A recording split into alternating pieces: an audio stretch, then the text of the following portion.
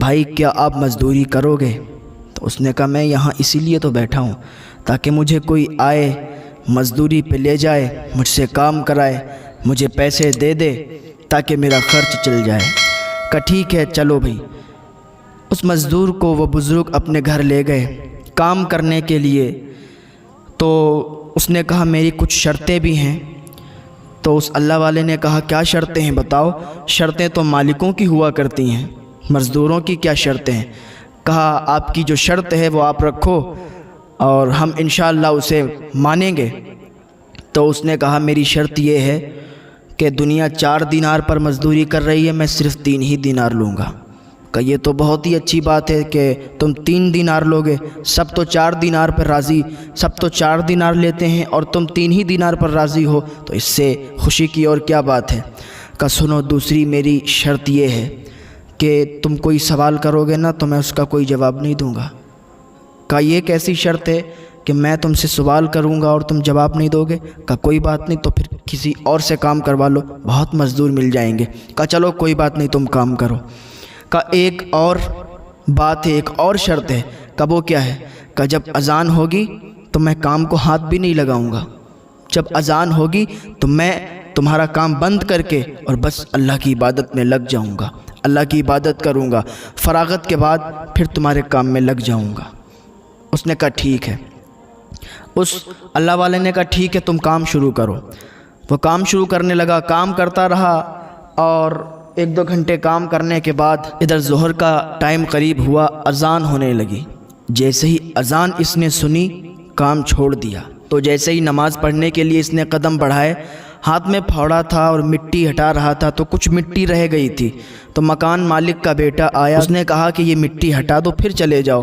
کہا دیکھ مجھ سے بات نہ کر، تیرے باپ سے میں نے بات کر لی ہے کہ جب اذان ہوگی تو تیرا کام چھوڑ دیں گے اور بس اللہ کی عبادت میں لگ جائیں گے۔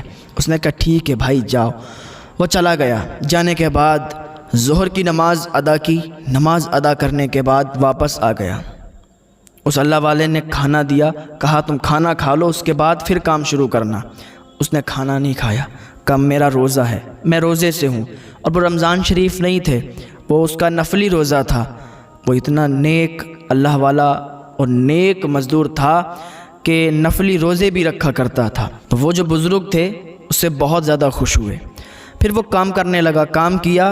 ادھر پھر مغرب کا ٹائم آ گیا، مغرب کا ٹائم قریب آیا تو اس نے کام چھوڑا اور چلا گیا۔ پھر دوسرے دن اسے مزدور کی ضرورت پڑی، پھر وہ ڈھونڈنے کے لیے وہ بزرگ نکلے، لیکن وہ انسان انہیں نہیں ملا۔ وہ تلاش کرتے رہے، اب تو اس سے انہیں محبت ہو گئی، اس سے ایک لگاؤ ہو گیا۔ اب وہ انہیں تلاش کرنے کے لیے نکلے لیکن وہ انسان ملا نہیں۔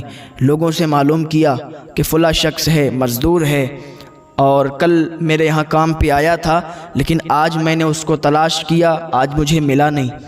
کہا اس کے بارے میں پوچھتے ہو؟ وہ صرف 1 ہفتے میں جاتا ہے کام کرنے کے لیے، ہفتہ کام کرتا ہے، 8 دن کے بعد کام کرنے کے لیے جاتا ہے۔ کہا اچھا ایسی بات ہے؟ کہا وہ کیوں؟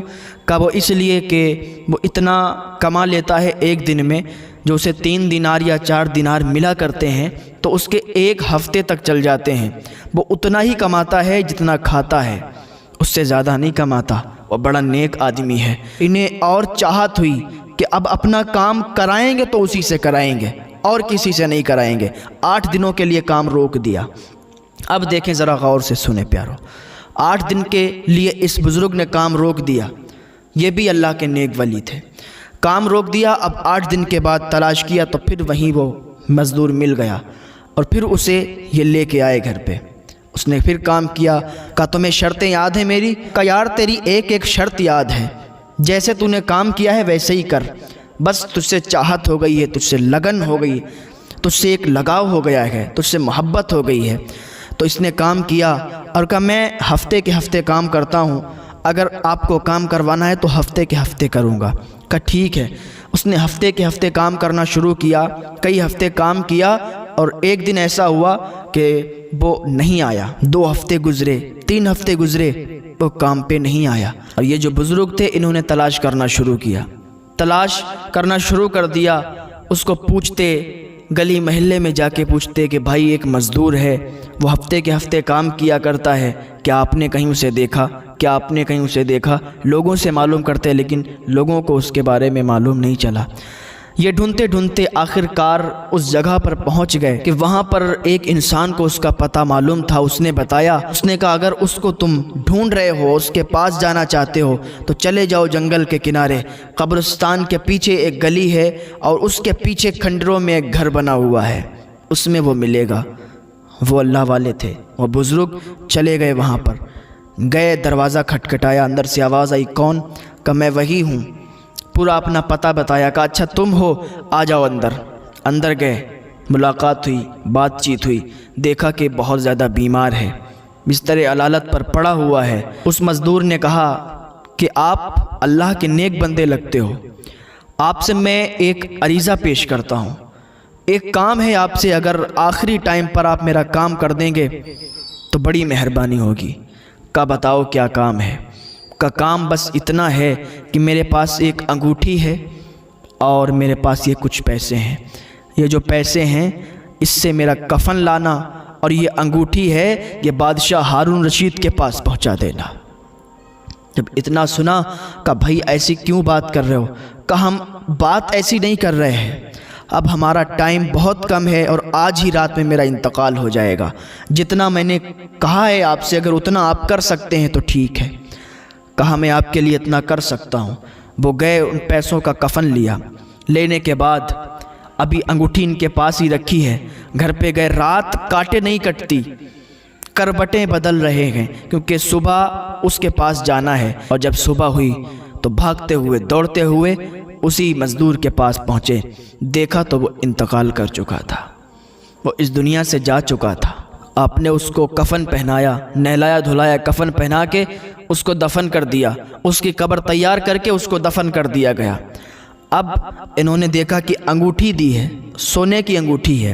کہا یہ مزدور انسان، اس کے پاس سونے کی انگوٹھی کیسے؟ کہا چلو بہرحال اس نے تو بتایا نہیں کہ یہ کون ہے۔ گئے بادشاہ ہارون رشید کے پاس اور اس نے بتایا تھا کہ جب تم بادشاہ ہارون رشید کے پاس پہنچو گے اور اگر تم یہ کہہ دو گے کہ اس کی امانت ہے تمہارے پاس، وہ تم سے بات کرے گا، تمہیں بٹھا کے پوچھے گا کہ کیا امانت ہے، تب تم یہ انگوٹھی اسے دے دینا۔ کہا ٹھیک ہے۔ بادشاہ ہارون رشید کے پاس وہ بزرگ جانے لگے، گئے دروازے پر، بادشاہ ہارون رشید کے محل کے دروازے پر جب پہنچے تو بادشاہ ہارون رشید سے ملنے کی التجا کی کہ بادشاہ ہارون رشید سے ملنا چاہتے ہیں، تو دربانوں نے روک لیا، ملنے نہیں دیا۔ پھر کہا جاؤ اتنا کہہ دو کہ ان کی امانت ہے میرے پاس اور وہ امانت دینے کے لیے ہم آئے ہیں۔ بادشاہ ہارون رشید نے جب اتنا سنا بھاگتے ہوئے آئے اور ایک کونے میں لے گئے۔ کہا بتاؤ کیا امانت ہے؟ کہا آپ کو یہ ایک انگوٹھی ہے، اس کو دینے کے لیے ایک مزدور انسان نے کہا ہے۔ کہا انگوٹھی دیکھی تو تڑپ گیا، کہا یہ انگوٹھی والا کہاں ہے؟ انگوٹھی تو اس نے بھجوا دی پر یہ انگوٹھی والا کہاں ہے؟ کہا انگوٹھی والے کا انتقال ہو گیا ہے۔ جب اتنا سنا بادشاہ ہارون رشید نے تو دہاڑے مار کے رونے لگے۔ تو یہ بزرگ انسان کہنے لگے بات کیا ہے یہ تو بتاؤ، نہ اس نے بتایا نہ تم نے بتایا، چیخ مار کے رو رہے ہو، بات کیا ہے؟ وہ تمہارا کون ہے؟ وہ مزدور انسان ہے، مزدوری کر کر کے کھاتا تھا، آپ اس کے لیے رو رہے ہو؟ کہا تمہیں معلوم نہیں وہ کون ہے؟ کہا کون ہے؟ کہا وہ میرا بیٹا تھا۔ کہا بیٹا تھا اور مزدوری کرتا تھا؟ کہا تمہیں معلوم نہیں، وہ مجھ سے بارہا کہتا تھا ابا یہ سب کچھ چھوڑ دو، یہ سب کچھ چھوڑ دو، اس کا حساب نہیں چکا پاؤ گے، اس کا حساب نہیں دے پاؤ گے اللہ کی بارگاہ میں جب جاؤ گے۔ ہم اس کو سمجھا دیا کرتے تھے، وہ ہم سے متفق نہیں ہوا، وہ ہمیں منع کرتا تھا، لیکن ہم کیا کریں، ہم اس کی بات کو نہیں مانے، اس کو سمجھائے۔